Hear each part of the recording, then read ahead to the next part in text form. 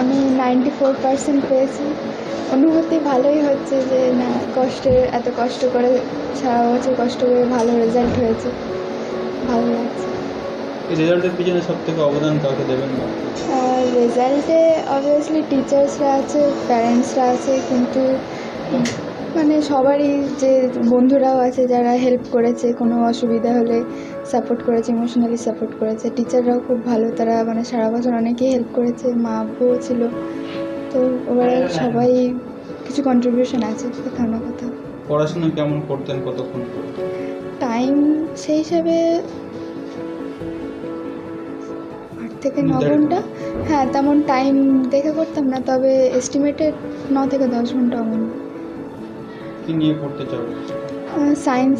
Science নিয়েই পড়ছি। কি বলবে এত সুন্দর অনুভূতি, শিক্ষকদের কেমন শুভেচ্ছা জানাবে?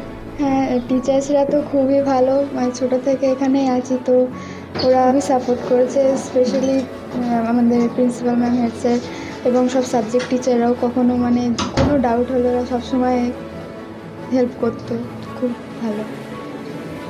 নামটা? সোহানি শর্মা।